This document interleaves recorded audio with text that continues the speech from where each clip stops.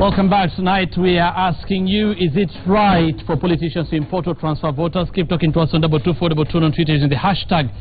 The big question, Arnold Maliba in Nairobi says the first and most important tenet upon which elections are premised is representation. Mass voter importation promotes misrepresentation, something that makes the whole thing about election a mockery. What is currently happening is illegal. It's not genuine migration, but importation. Agnes from Mombasa has a contrary opinion, says it is a right for every citizen to vote at any polling station, but not under pressure from politicians. Kabando Mukurweni MP and TJ Kajwang MP Roraka, our guest tonight. Thank you so much, gentlemen, for making time. Thank you. For the big question, of course, the voter registration exercise is ongoing. IBC is targeting a total of 22,400,000 voters.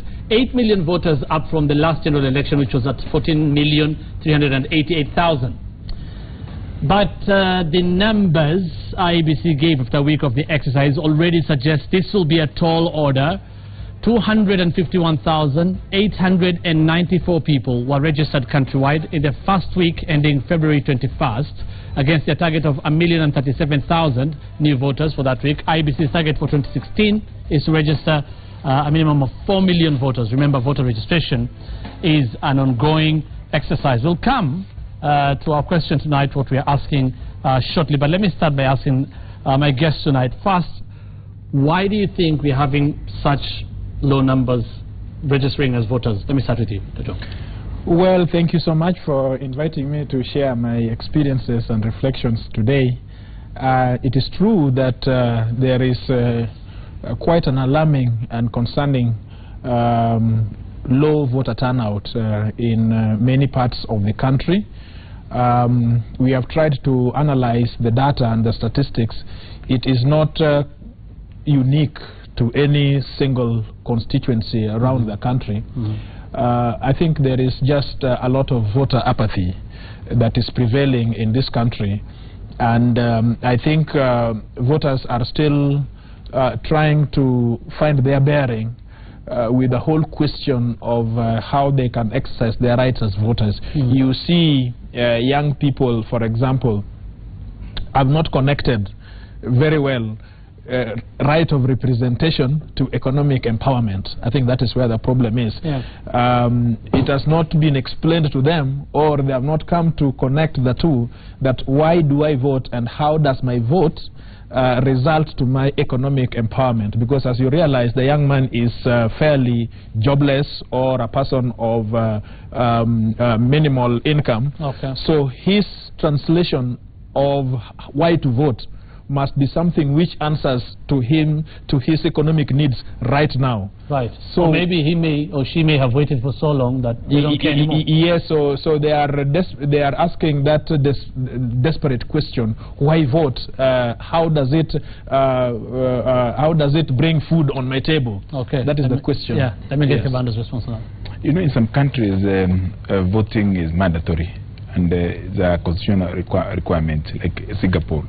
You have to vote because they want to safeguard their nationhood and their sovereignty, being a small country. But then it becomes very, very big, because when the voters are empowered, then they are able, even more than their leadership, to safeguard their democracy, even have certain oversights on governance, and that propels obligations on the people who are bestowed with the leadership. The apathy that is happening, I think it's because there isn't a crisis yet of elections.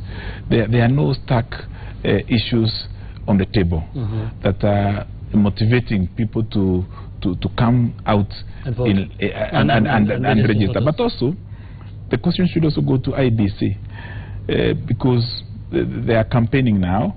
The politicians are also campaigning now, which is necessary, and they should be seen in a positive way.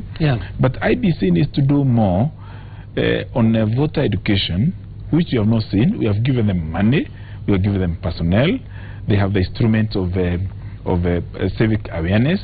What have they done in the last 3 years since the last election? For instance, in the areas of high schools, where there is a very good exit of vote age generation. Right. Yes. And we are supposed to have actually the commissioner from IEBC, Thomas Etengule, on the big question tonight, but he didn't make it. Now that you're talking about campaigns to, call out people and register, we've seen everybody, so many politicians doing it. Why do you think it's not successful so far? Well, it is connected to what my brother is suggesting. The extent to which voter awareness, citizenship awareness has been applied, the education that the voter needs. You see, it is not for politicians to do what they are doing now. Yeah. According to the law and according to the Constitution, that mandate is IEBC. They're the ones who need to enlighten the public and connect those questions that the young people are asking. That even though politicians are doing A, B, C, D, but your right to vote is still fundamental because it connects you to your economic rights. But let me also be fair to IEBC. We voted money and budgeted money. But I think that there has been slow movement of money from Treasury to IEBC, particularly in issues which concerns voter registration and civic education. But IEBC, the buck stops at IEBC. They cannot just be in adversary towers and say that money is not coming. We have not seen a vibrant IEBC which says that this is my constitutional role. If you guys are not going to give us money, then we might as well dissolve. Because if we are not going to do a free and fair election, which begins even from that voter awareness in the first place, then to voter registration and to these other things, they should be prepared to come to a point when they can say, well, if you guys are not going to give us money and Bunge has given us money, then we might as well close shop and go. Okay. Right. I want to move on now to our questions. And of course, we're asking, is it right for politicians to import or transfer voters? First, let's take a look at what happened yesterday. If we have those pictures in Kariobangi. There was a problem in Kariobangi yesterday. Of course, the youth were engaging police in running battles yesterday. And of course, the problem was an allegation, if we can play it, the problem was the allegation of mass voter transfer or importation.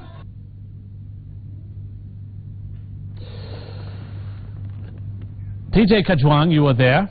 You talked about this yesterday. First, let me ask you, you say this is happening, and I also want to get Kabando's response on this. This is happening. It is true. You know, Kariobangi is actually Embakasi North. It is in my neighborhood. Those fellows are my brothers from the other mother, from Ruaraka. So these are issues that are alive where we come from. There is an attempt, I'll tell you, where people are coming in organized transport. They are paid money. They are walking around cartels and brokers who are very organized. They have sheets and leaves of papers of people's names with their ID cards and their telephone numbers. These people are taken to designated places in which then they are released to go in polling stations. The polling stations that are earmarked seems to be the constituencies which are at the fringes of the city. And so you will see that in Embakasi North, there is a lot of movement of transferred votes. In Ruaraka, the constituency I represent, you will see that there is a lot of movement, both outside and inside. You will see a lot of movement in Madare constituency. You will see those kind of movements which we have identified, and we have seen them with live examples of people in groups of 300 or more who are waiting either to be paid or to be transported to those polling stations. We'll come back to that. Kabando, is this happening? And is there anything wrong with it? First, I have no evidence of anything happening. I'm essentially a rural politician. I represent the great people of Mukurweini in Nyeri County. But I think we should be worried more when people are mobilized for negative engagement. If it's about mobilizing people to go and vote in Mombasa, in Kisumu, in Nyeri, to realize their civic duty and responsibility, if that kind of energy can be applied across the country so that we have the maximum registration of voters possible towards compulsory registration of voters. You know, you can mobilize me today to come and vote in a constituency in a far-flung village in Lodwar, but you will not be there to supervise me to vote for you. Essentially, you will facilitate me to register if that is happening. But as to whether you will facilitate me to vote for you, because the fears we have is because of ethnicity dominating our politics. And therefore we fear that if this ethnic group goes and increases their numbers in a certain village, then it is good to tilt. Is that what is happening? I don't know. I have no evidence. Only thing that I know is that Kenyans must be told in mosques, in churches, in hamlets, in villages, on top of molehills, come out, register in the largest numbers possible, any part of the country, and execute your constitutional right and mandate.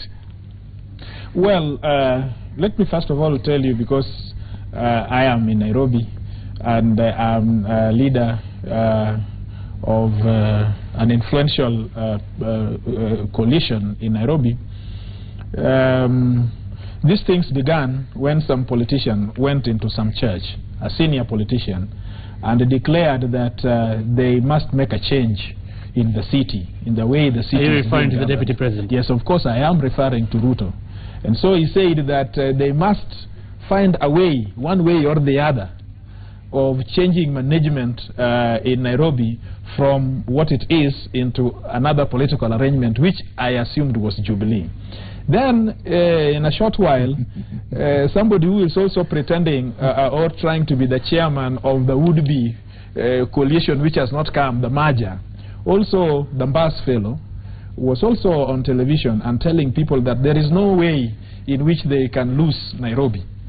So now, immediately after that, we started seeing a surge of these things coming in, and we know from evidence that we have that these are people who are typically drawn from Kiambu districts, Thika districts, and such outlying places around the suburb. Now, coming to the question, is it wrong? I will give you 3 ways of handling Before you answer that, yes, you'll tell me shortly, but Kabando, what he's saying, you are Jubilee MP. Yes, I am. Is this a deliberate thing, a Jubilee policy, or to take over Nairobi? Is it something that you're aware of is happening? Hussein, it's a contradiction of the politicians. Because if you do a quick survey of those who are representing Nairobi, either as governors, senators, or members of parliament, maybe in the last election, they did not vote in Nairobi. They voted somewhere in Homa Bay, somewhere in Kwale, somewhere in Suba, somewhere in Kiambu. And without justifying any action that can be unfair to the population of Nairobi. I remember when Steve Mwangi, late mayor of the city of Nairobi, nicknamed Magic, held the Nairobi We Want convention. I remember Professor Anyang' Nyong'o and then chairman of DP, leader of opposition Mwai Kibaki, addressing the people of Nairobi, stakeholders at KICC. And Mwai Kibaki, who was the chief guest that particular day, moderated by Professor Anyang' Nyong'o, said that the people who work, who reside in Nairobi, must start treating Nairobi as their home and be proud to be associated in Nairobi. I think the times where he treated Thika or Kiambu or Mavoko or Gong to be bedrooms, and Nairobi is where you come and cook everything, should come to an end. And therefore, let everybody who is associated with the great city of Nairobi have a stake in the city of Nairobi, particularly in its leadership. And I think for the Deputy President and Senator Kirito Murungi to urge Jubilee supporters to register in the city of Nairobi, to take over the leadership of the city of Nairobi, is something whose time has come. But we strongly support. You strongly support, but I ask you a specific question. Is there a deliberate attempt to do this? by moving voters to Nairobi? I think the areas adjacent to the city of Nairobi, if you talk about Kiambu or Lemavoko or Kajiado or even Thika, are generally urbanized and conscious enough. They don't require anybody to a Kabando or a Kajwang to mobilize them. Honorable Kajwang, the IEBC says there's nothing illegal with what is happening. It's the right for any voter to decide where they'll vote. What is the problem with this? Why do you think there's a problem? Well, I also listened to the CEO say that, and I was shocked that he could make such a statement, which I consider to be, I think, with a lot of respect to him, pedestrian and casual, that the CEO should look at the law and say what he said. First of all, let's talk about the Constitution. And I have also had people from the public contributing to your show. The Constitution guarantees people the freedom to choose where they want. There's no problem about that. That is what the Constitution says, political rights, and they can do what they want, all right? But it is the same Constitution which says that also says that Parliament will enact legislation that will regulate the way and the manner in which they exercise those rights for an orderly society. Because the Constitution cannot get detail, it is the legislation which will get the details, all right? Now, the law about bribery, the giver and the taker of bribes has never changed. It has never changed. There is still the person who gives and the person who takes. Both of these people, you don't even have to look at Elections Act. All you need to do is to look at the penal law, penal code, and you are home. But just give me a minute to explain this. Now, the issue here is really IEBC. Because at the end of the day, Article 89 expects the IEBC to conduct a fair, credible elections with integrity. So even if there was no clause in the legislation that tells them to do this or that, it is their role to make sure that this thing is fair and level. Now, elections begin from voter registration. It then proceeds into the voting and so on until the end of it, yes. But the voter registration is the integral part. And so if it can be shown that despite evidence that you have been given, you did nothing, and at the point of now counting votes, you want to think that you have a credible election, one would suppose, and I think very validly, say that you slept on your job when elections was being rigged. I think, I could just wind up and say this, that at that we are talking about, we are still on policy level. The responsibility that IEBC has. In fact, I am shocked that there is no their representative did not come here to show Kenyans how it is that they can conduct a fair elections when they are having evidence on vote bribery, vote influencing, and all this, and yet they are saying that there is nothing wrong. Now, but I will tell you this, I must concede, because I'm a lawyer of so many years standing. I must concede that the statute law as it's drafted is not tight. In other words, it does not create a direct prescription on the fellow who influences or who bribes for the purposes of taking somebody to vote somewhere. And I think that there is need for legislative amendment to the law. We need to go back to the Kivuitu days. Kivuitu's day at times said that you have to vote where you live or where you have your property. And it made sense, because if you are going to elect me and yet you do not live where I am, how can you make an informed choice about whether I can do what you want to do? And after you are done, the law doesn't say that. Before Kabando responds, we're not talking about bribery here. We don't know if there's been bribery. We're talking about voter imputation or transfer. You believe, and it has happened before in this country, but you believe, politicians can go and talk to people and convince them to move from one place to another without bribing them? Well, I think that there are two issues. It is not just the transfer. That transfer, I have said that according to the Constitution and according to the law that is there, Hussein, you have a right to go and say that I want to move from this place to that place. That is clean. But I should go by my own volition. I must go there by my own. I cannot be influenced. The problem comes when, first of all, I have been given 500 to do it, and two, when I have been hired for transport, organized transport, I've been influenced to make that decision. Okay. It is now not my decision anymore. You see, I was watching earlier news item, and some of the people who have been saying that 2017 there will be trouble if election does not go this way or the other way, at the forefront today, on Tuesday, mobilizing for voter registration. So that means people want to invest, despite other whining and complaints, they want to invest in a democratic process. There are some parts of this country where there have been calls and challenges that Munas will not be given food before they show that they have registered as voters. That has not made anybody complain. There are also news today we have seen where people are saying from your coalition, Kajwang, that certain individuals should not board a matatu before they show a voter's card. I think we should be complaining if there is no mobilization of voters. What everybody is doing is a positive thing on civic realization of the objectives of good governance. Two, there isn't any evidence that has been tabled. This is just political propaganda that people are getting money, people are, you know, about bribery, maybe, yes, but IBC have also said they've seen a lot of transfer. Voter transfer. That is not a problem. Yeah. It is neither a moral nor a political problem. It is not an illegality. What should be concerning us is where any politician or an official IBC, be they officials of opposition or the ruling coalition, are making lamentations. Have they submitted any written complaint to the relevant agency? Well, I'll tell you because I happen to know. Let me finish. Therefore, the worry should be, for the city of Kisumu, there was a lot of apathy in the past. For the city of Nairobi, the voter turnout has not been as encouraging as certain wards in the rural constituencies where people register where they work and where they live.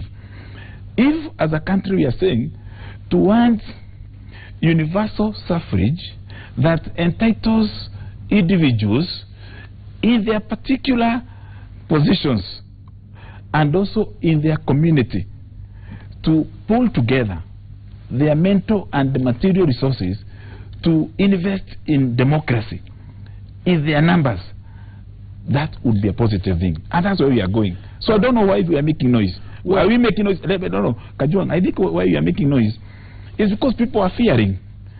There are certain individuals who appear to be very paranoid in what is happening in Nairobi. And I'm telling them, because you cannot stop anybody from registering. You cannot stop anybody from Kisumu from registering in Nakuru. Nobody from Kiambu can be stopped from registering in Kajiado. And nobody from Kakamega would be stopped from registering in Nyeri. That should continue happening. And if we can realize a 100% voter registration for the Republic of Kenya, and then overthrow these pretentious individuals who are from villages and they are saying that nobody else has a right to go, it's a contradiction. Okay, let me say, first of all, they are not noise. It is their factual position. I'll tell you that we have evidence which we have reported to Muthaiga Police Station and Ruaraka Police Station and Kariobangi Police Station. We have given them the facts, not only the facts, but the evidence of the bribery and the evidence of this organization, the Transparency. But let me be practical. Now let me talk what is practical. Avoid the statute books, what it says, whether somebody should be arrested and incarcerated and so on.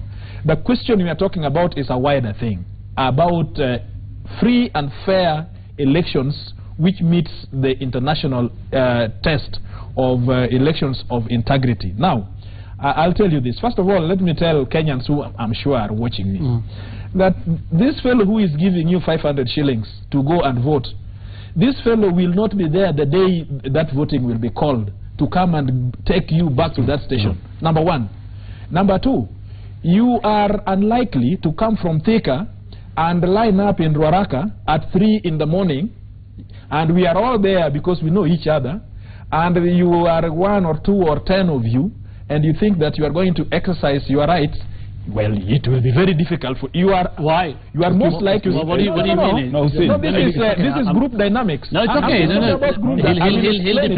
What do you mean they can't? What I'm saying is, it will be most likely that you will vote in a place in which a comfort zone, which is home, which you know people around. If something were to happen, you don't have your name in the BVR or whatever it is, you are able to complain. Rather than going into a strange place. Let me intervene. No, just let me finish this.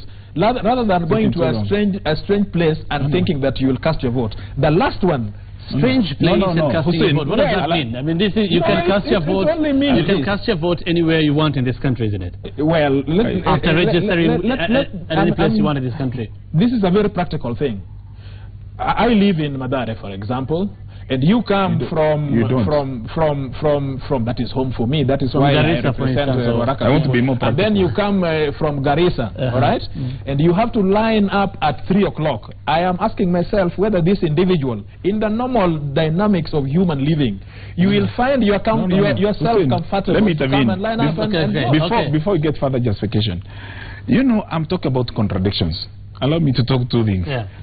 Contradictions and hypocrisy. People who live in the other side of Nairobi are representing the other side of Nairobi. You see, there's a reality that the members of parliament who are complaining about Kenyans who work in certain areas. I work in industry area. I want to register there, even if I come from Ukraine. They are complaining. Yet, if you do a survey, 90% of the members of parliament in Nairobi don't live where they represent, and therefore they have no more authority to criticize somebody else. Number two, including Kajwang, who is here. Number two is that to start imagining that in 2017 that somebody from Bondo will not be comfortable voting in the Karatina or Mukuru in the town, and somebody from Kiaba will not be comfortable voting in Vihiga, or anybody from Mavoko or Gong will not be comfortable at home. Let me tell you, Kajwang, and the country should know that every Kenyan, enshrined very clearly in the spirit and in the letter of the Constitution, has the right and the entitlement to feel comfortable in any part of this country. Okay, finally. Well, there is what is ideal, then there is what is practical, I suppose. Finally. Yes, that will be the practical. In 2017, the practical thing will be every Kenyan will vote where they'll be voting. But finally, Commando, now that IEBC also concedes and agrees that there's been mass voter transfers, and especially in Nairobi, knowing how Kenyans vote, sadly, do you think, what kind of consequences would come up from this? I mean, in terms of balkanization, having areas where we have a certain ethnic community dominating or claiming to be, you know, the kingpins of being in charge of one area. Do you think it is healthy? You know, Nairobi, if you look at the numbers in Nairobi and the current composition of the leadership in Nairobi, senatorial or gubernatorial or even in the county assembly, it may not easily reflect the ethnicities, you know. People may have the individual choices. And I think we sometimes imagine for the worst. We imagine that in Migori, you cannot have a Somali. In Murang'a town, you cannot have a Luo as an MC. So there are some very colorful exemplifications in every part of this country, including Meru town, Murang'a town, where residents have chosen to go with somebody who does not necessarily belong to ethnic. Well, very briefly, I can tell you that there are consequences. First of all, IBC must study itself out. Of course, I have told you that there is need for legislative amendment to give, if that is what they lack, to give them teeth to be able to act on this. But I can tell you that there will be a lot of voter apathy. As a matter of fact, one of the returning officers was telling me that immediately after a group was ferried to his clerk to register, the same fellows who are registered, the same Kenyans who are going there to register, came back and told him, so how long does it take to register back where I was? This is what is going to happen. And we will, well, I can tell you because that happened. Gentlemen, thank you so much for making time for the big question. We wish Thomas Letongule from the IEBC would have made it here. We are asking tonight, is it right for politicians to import or transfer voters? Talk to us on 22422 and on Twitter using the hashtag. The big question will be back after this break.